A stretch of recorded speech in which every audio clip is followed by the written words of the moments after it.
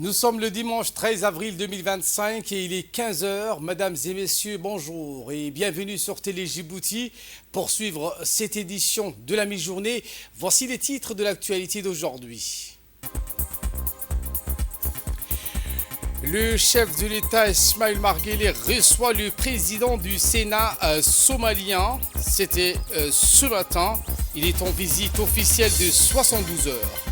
Également dans l'actualité de ce 15 heures au Gaza, des milliers de familles à Gaza dépendent des cuisines de charité.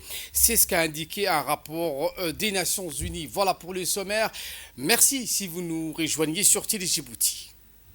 Je vous le disais en titre, le président de la République, Ismaël Marguerite, a reçu aujourd'hui dimanche, en fin de matinée, au Palais de la République, le président du Sénat somalien, Monsieur Abdi Hachi Abdillahi, arrivé hier soir à Djibouti à la tête d'une importante délégation. Monsieur Abdi Hachi Abdillahi effectue une visite officielle de 72 heures à Djibouti, placée sous le signe du renforcement des relations d'amitié et de coopération entre les deux pays et les deux peuples. L'audience entre le président Guelleh et l'officiel somalien du haut rang a servi tout d'abord de cadre d'échange sur l'état d'avancement des projets de coopération en cours entre les deux nations sœurs aux liens intarissables forgés par l'histoire, la proximité géographique et la communauté de valeurs, culture et de langue. La rencontre a permis également ensuite d'échanger avec la partie somalienne, de briefer le président de la République sur l'évolution de la situation dans ce pays frère, théâtre d'une offensive militaire continue à travers laquelle l'État somalien vise à restaurer définitivement son autorité sur toute l'étendue de son territoire. Dans une réaction faite à la presse à l'issue des entretiens avec le chef de l'État, le président du Sénat somalien a d'ailleurs salué l'appui substantiel et multiforme que Djibouti apporte continuellement à la paix et à la reconstruction de la Somalie. Le président Guelleh et le peuple de Djibouti sont indubitablement, à travers la conférence de réconciliation d'Arta, à l'origine de la renaissance d'espoir quant à la possibilité de refonder un État somalien, a fait remarquer M. Abdi Hachi Abdillahi, réitérant les remerciements de son pays à la nation djiboutienne. Côté djiboutien, le président du Parlement djiboutien, M. Dileita Mohamed Dileita, et l'ensemble des membres du bureau de l'Assemblée donc ont pris part à cet événement. Le président de l'Assemblée nationale, M. Dileita Mohamed Dileita, s'est également exprimé à l'issue. Voici ses propos. Je suis très enchanté de recevoir mon frère. Vous savez qu'il y a 2 mois, j'étais en visite officielle en Somalie. Le président du Parlement, le président du Sénat, tous m'ont accueilli comme frère, avec, par la particularité des relations que nous avons entre nos 2 pays. Nous sommes 2 pays frères. Vous ne pouvez pas savoir la chaleur de l'accueil qui m'avait été réservé. Aujourd'hui, ce que nous sommes en train de faire, vraiment, c'est peu par rapport à ça. Mais nous sommes tous mobilisés, moi et mes collègues, de tous les bureaux de l'Assemblée, les membres de groupes d'amitié, nous sommes tous mobilisés pour que leur séjour se passe dans de bonnes conditions. Et les discussions que le président du Parlement a eues avec le président Ismaël Marguerite a été vraiment très enrichissant, surtout été animé des souvenirs de ces périodes à Arta. Et nous sommes flattés, nous sommes très contents. Il va poursuivre demain sa visite à Arta pour qu'il puisse un peu s'inspirer de l'histoire, de se rappeler un peu de ce moment agréable qu'ils ont vécu dans cette période, dans cet endroit qui est aujourd'hui devenu le symbole de la renaissance de la Somalie.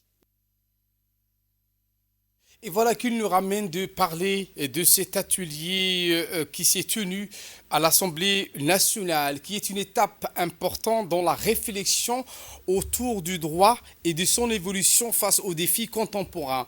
Une initiative discrète mais ô combien cruciale, rassemblant experts, juristes et décideurs autour d'une table ronde pour aborder des questions aussi vastes que pressantes.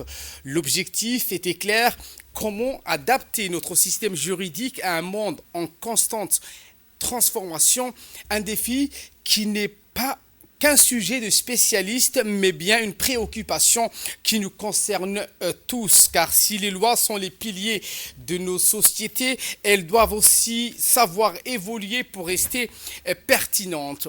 D'un côté, les implications de l'intelligence artificielle sur nos cadres juridiques, un sujet qui, malgré sa complexité technologique, a été abordé avec simplicité et lucidité.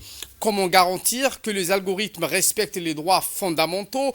Comment encadrer leur usage sans étouffer la créativité ou l'innovation? Autant de questions qui ont nourri des échanges riches et parfois passionnés que nous répond le secrétaire général du gouvernement, M. Almis Mohamed Abdillahi. Je n'aurai de cesse de le répéter. D'abord, les talents de notre jeunesse. Elle incarne aussi notre volonté de moderniser l'accès au droit tout en préservant notre héritage juridique. Dès le lancement de cette plateforme, nous avions donc pour vocation première la sauvegarde et la valorisation de notre patrimoine réglementaire. Et cet engagement s'est traduit par la numérisation exhaustive de l'ensemble de nos textes de loi, de l'ensemble de nos décrets, de l'ensemble de nos arrêtés, de l'ensemble de nos décisions depuis la première parution du journal officiel, c'est-à-dire le 8 février 1900, jusqu'à nos jours. Et donc, cette avancée que nous avons pu réaliser est d'abord le fruit de l'engagement constant de son Excellence, le Président de la République, Ismaël Omar Guelleh, qui n'a de cesse d'œuvrer pour la préservation de notre patrimoine et qui nous rappelle constamment à notre devoir de mémoire. Une société sans archives, dit-il, c'est une société sans mémoire. Donc cet engagement, c'est aussi son engagement constant dans le renforcement de notre capital humain, dans la formation, dans l'éducation et dans la valorisation des talents de notre jeunesse. Et aujourd'hui, c'est pour ça que je l'ai souligné autour de cette table, nous n'avons uniquement qu'une expertise nationale. Nous n'avons aucun étranger qui est présent ici qui va nous expliquer comment nous devons œuvrer pour changer notre monde. Et pour sa part, le président de l'Assemblée nationale, M. Dileta, Mohamed Dileta, qui était présent à cet atelier, s'est exprimé en ces termes. La préoccupation est également partagée par les législateurs qui s'engagent à garantir,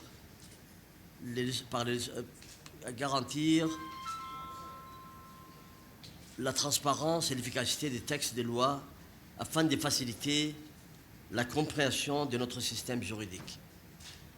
En effet, l'amélioration de la qualité des lois est l'une des pierres angulaires d'un système juridique fonctionnel et juste, et il est essentiel que les lois soient claires et rédigées dans un langage simple et précis.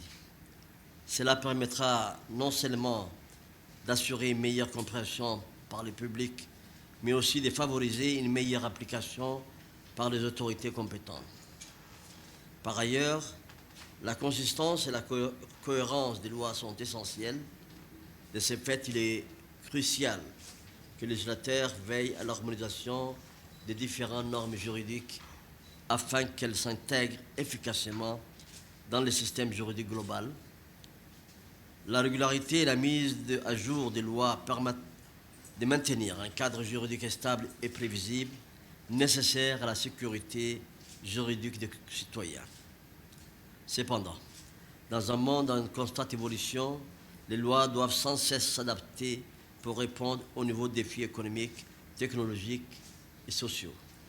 C'est dans cette optique que nous devons réfléchir collectivement à la manière d'améliorer la qualité de nos législations. Ainsi, les législateurs doivent être réactifs aux évolutions sociales et c'est ce processus d'adaptation continue qui garantit la pertinence de lois.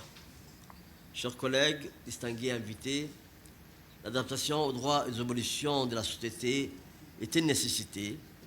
Les avancées technologiques, telles que l'usage de l'intelligence artificielle, exigent de repenser certaines règles et de créer un cadre législatif adapté.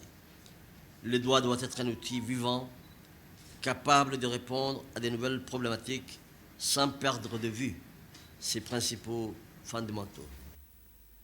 Autre actualité de ce 15 heures, le ministère de la Santé et l'Organisation mondiale de la santé, l'OMS, ont célébré aujourd'hui la Journée mondiale de la santé sous le thème Une bonne santé à la naissance pour un avenir plein d'espoir. Un événement majeur marque également le lancement officiel de la campagne nationale de vaccination contre la poliomyélite, une mobilisation d'envergure en faveur de la santé infantile.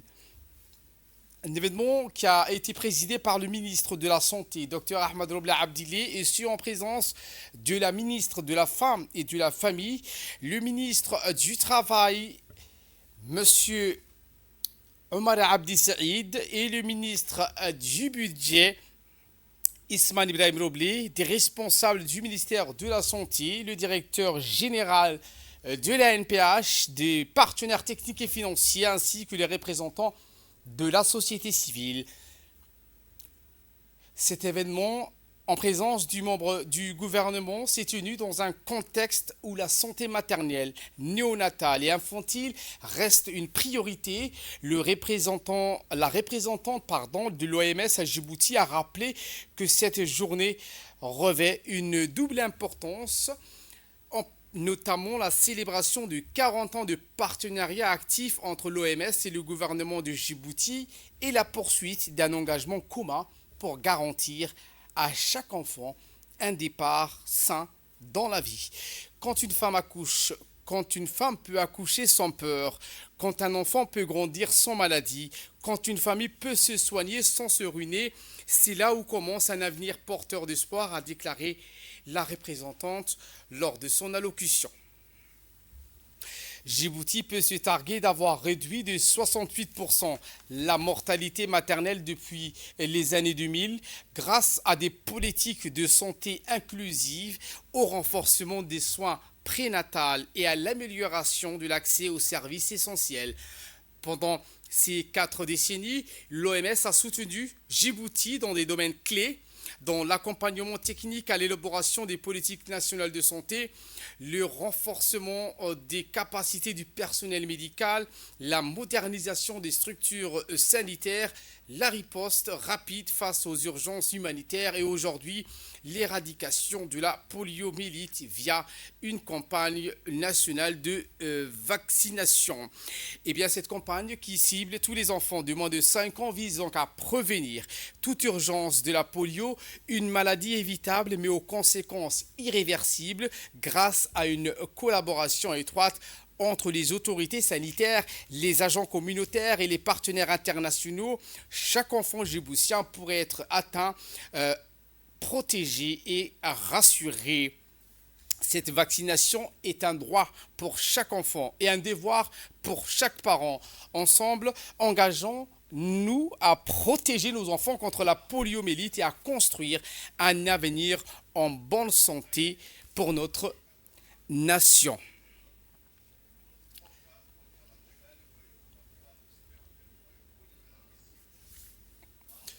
Écoutons à présent le coordinateur du système des Nations Unies. Je suis très touché, très content pour le début de la campagne de vaccination du polio. Je crois que de toutes les vaccinations, j'ai partagé plusieurs fois avec vous que mon père avait polio. La vaccine est arrivée 2 années après en Espagne, après que mon père a pris le polio, et j'ai vu l'impact dans toute une vie d'un enfant qui prend le polio quand il est petit. Donc, écoutez aujourd'hui qu'il y a 128 000 enfants de Djibouti qui avec un petit vaccin très vite, on va éviter qu'il va prendre le polio le reste de sa vie. Ça, c'est de très bonnes nouvelles. Et je suis content, félicitations pour la campagne. Et peut-être une salutation spéciale à toutes les équipes du ministère de la Santé. Et je sais qu'elles sont accompagnées par des collègues des Nations Unies qui sont maintenant sur le terrain, dans les villages, à vacciner tous ces 128 000 enfants. Merci beaucoup aux équipes de vaccination. Aujourd'hui, on célèbre aussi le jour de la santé. La santé, c'est les ODD 3. Rappelez, les premières, c'est éradiquer la pauvreté extrême. Le deuxième, c'est Femmes zéro. Les 3, c'est la santé.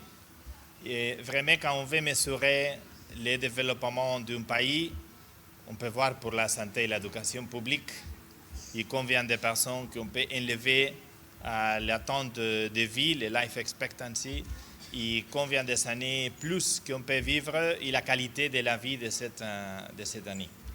C'est un honneur de me tenir devant vous aujourd'hui, en cette journée mondiale de la santé 2025, pour célébrer non seulement un thème très important des débuts sains, des avenirs porteurs d'espoir, mais aussi un anniversaire très spécial.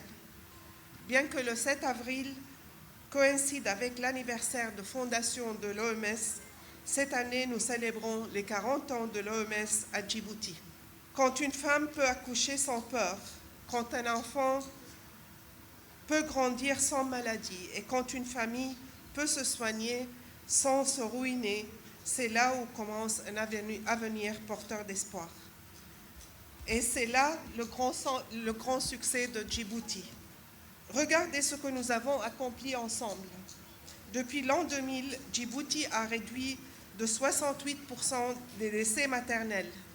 Cela signifie des vies de mères gagnées, des bébés qui grandissent au sein de l'amour de leur maman et des familles restées entières.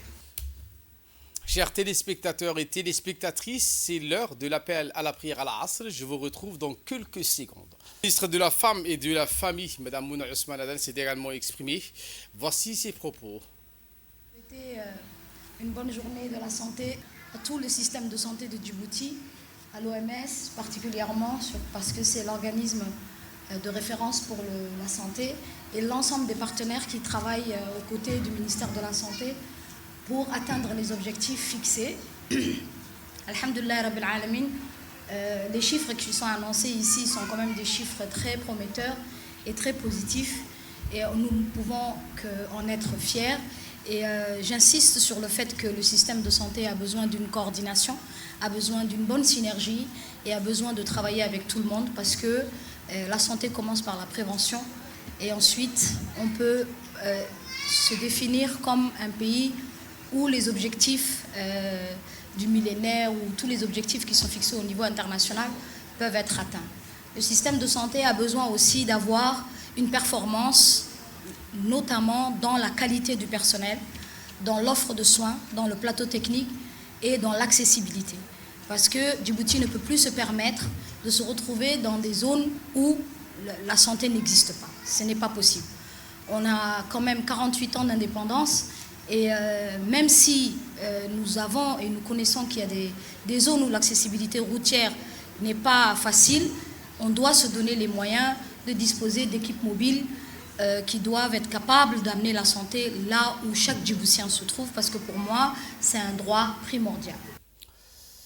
Après ces propos de la ministre de la Femme et de la Famille, lourd de sens, c'est au tour du ministre de la Santé, Dr Robla Ahmed Abdillah, de s'exprimer. Voici ses propos. C'est avec une grande fierté et un profond engagement que je prends la parole ce matin pour la célébration de la Journée mondiale de la santé, cette année placée sous le thème « Une bonne santé à la naissance, à un avenir plein d'espoir ». Cette journée nous donne l'opportunité de faire le point sur les progrès accomplis dans notre système de santé, mais aussi de rappeler notre ambition collective, à savoir garantir à chaque citoyen un accès équitable à un système de santé de qualité partout sur le territoire djiboutien. Ces dernières années, le gouvernement de la République de Djibouti, avec à sa tête le chef de l'État, Al-Hajj Ismail Omar Guelleh, n'a pas ménagé ses efforts pour un système de santé fort et résilient, pour améliorer la qualité des soins au profit des mères et des enfants, avec pour objectif une baisse durable de taux de mortalité maternelle, néonatale et infanto-juvénile. Je voudrais juste mentionner un rapport qui est sorti il y a un mois, un rapport conjoint entre la Banque mondiale, l'OMS, l'UNICEF, le FNUAP, le rapport Trends in Maternal Mortality Estimated 2000 to 2023, D'après ce rapport, Djibouti a connu une réduction globale de taux de mortalité de 68%.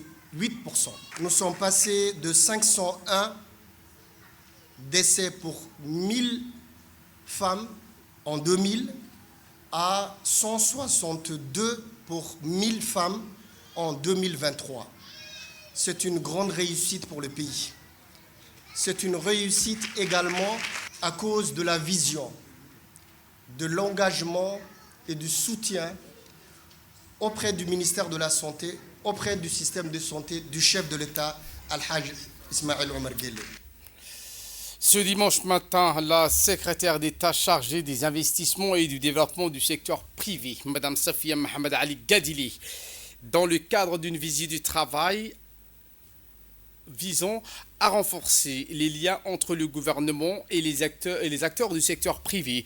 Accompagnée de ses proches collaborateurs, la secrétaire d'État a été chaleureusement accueillie par le directeur général du Golden Africa ainsi que les cadres dirigeants de l'entreprise. Cette rencontre a été l'occasion d'échanger sur les enjeux liés aux investissements privés, à l'industrialisation, à la création d'emplois et à la valorisation Made in Djibouti. La ministre était accompagnée par le directeur général de l'ANPI, Mahdi Delaroubsiye, l'Agence nationale de la promotion des investissements. La visite a débuté avec une présentation des activités de Golden Africa, un acteur majeur dans le domaine de l'agro-industrie à Djibouti.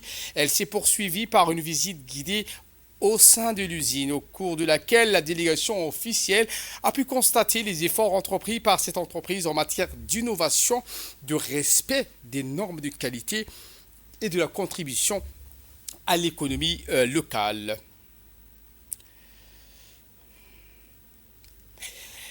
Dans une brève allocution faite à l'occasion, le directeur général de Golden Africa a exprimé sa profonde gratitude à l'endroit du président de la République, Ismaïl Omar Guelleh, et à son gouvernement représenté par Mme Gadili pour son soutien constant au développement du secteur privé et à la promotion d'un climat des affaires favorable à l'investissement écoutant.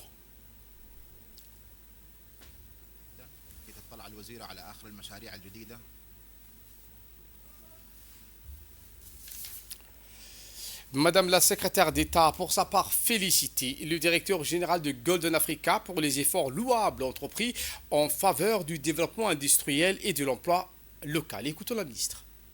Il est très important aujourd'hui que nous soyons au plus près de l'entreprise Golden Africa du Djibouti, que nous soutenons, que nous accompagnons dans l'objectif d'accroître la productivité et la compétitivité de la société Golden Africa de Djibouti. La loi en République de Djibouti qui régit les investissements soutient les entreprises en accordant des subventions sous forme d'exonération fiscale en vue de permettre l'accroissement le développement du secteur privé dans l'objectif d'accroître les emplois, d'attribuer les emplois pour les entreprises et les bénéficiaires en sont nos compatriotes djiboutiens. Accroître l'emploi, développer les emplois en République du Djibouti sont les instructions du chef de l'État, son Excellence Al-Hajj Ismaïl Omar Guelleh. L'État de Djibouti a également mis en place des infrastructures, a énormément, massivement financé les infrastructures portuaires, ferroviaires, routières et aéroportuaires en vue de développer les investissements et attirer les investissements directs étrangers. Aux côtés du directeur général de Golden Africa Djibouti et son équipe, l'équipe du secrétariat d'État en charge des investissements et du développement du secteur privé a effectué une visite de terrain qui fut impressionnante. Nous avons fait le constat sur le terrain des efforts fournis par la société Golden Africa de Djibouti et son équipe. C'est une progression fulgurante. C'est un travail qui était programmé sur 10 années, qui a été fait en 5 ans. C'est un accélérateur donné par l'équipe tout entière, la société Golden Africa de Djibouti, en vue de se développer davantage et de satisfaire la demande importante en huile dans la Corne de l'Afrique. C'est un travail que je salue, que je loue et je félicite. Et cette visite de la délégation diplomatique de l'État russe, conduite par la vice-présidente de la Douma, Madame Victoria Abramashenko, qui a achevé ce week-end leur visite officielle avec une sortie en mer dans le splendide cadre naturel du golfe de Tadjoura. Les membres du bureau de l'Assemblée nationale, la première vice-présidente, l'honorable député Safia El-Medjibri, le deuxième vice-président, l'honorable député Omar Ahmed Waïs, le secrétaire du bureau, l'honorable Saleh Ben Dahir, l'honorable Hussein Abdelkader et Kamil Hamad, membres du groupe d'amitié, et monsieur Mikhail Goudanov, ambassadeur de la Fédération de Russie en République de Djibouti, à bord d'un bateau affrété pour l'occasion par les gardes-côtes djiboutiennes. Les membres de la délégation ont pu sillonner les eaux du golfe de Tadjoura, découvrant ainsi un patrimoine maritime et naturel d'exception, avec un passage remarqué par Sagalou. Il y a un moment de détente, de partage qui a ponctué avec cette sortie avec un déjeuner convivial à l'hôtel Gadili, bien sûr. L'Assemblée nationale de Djibouti a réitéré sa pleine satisfaction quant au bon déroulement de cette visite officielle de son Excellence Madame Victoria Abramashenko, vice-présidente de la Douma, qui a contribué au renforcement du dialogue interparlementaire et à la consolidation des relations interparlementaires. Les autorités de la ville blanche s'est également exprimées. Écoutons le préfet de la région, M. Ahmed Abbas. Nous avons eu l'honneur d'accueillir aujourd'hui la vice-présidente du Douma de la République fédérale de la Russie dans la région de Tadjoura, en particulier au chef-lieu de la ville blanche. Cette cérémonie a été à la hauteur. Elle a été bien accueillie non seulement au niveau du village de Sagalou, ainsi qu'au port, ainsi qu'à l'hôtel de Gadilé. Nous avons parlé de la relation russo-djiboutienne, en particulier à l'expédition il y a 100 ans, en 1884-82, et les Russes ont mené une expédition à la ville de Sagalou. Il me semble qu'il y a eu auparavant des visites similaires avec le ministre de l'Éducation nationale de la Fédération de Russie, et nous avons pu mener cette action en posant des pierres pour pouvoir construire un mausolée pour pouvoir donner sens à cette assise. Des milliers de familles à Gaza dépendent des cuisines de charité. À Gaza, la crise humanitaire s'aggrave chaque jour, plongeant des milliers de familles dans la pauvreté et la faim. Des Palestiniens font la queue pendant des heures pour recevoir un maigre repas distribué par des cuisines de charité. Ces actions sont devenues une bouée de sauvetage pour une population de plus en plus démunie. Voilà pour l'essentiel de ce 15h. Merci à vous de nous avoir suivis et très bonne suite de programme sur Télé Djibouti.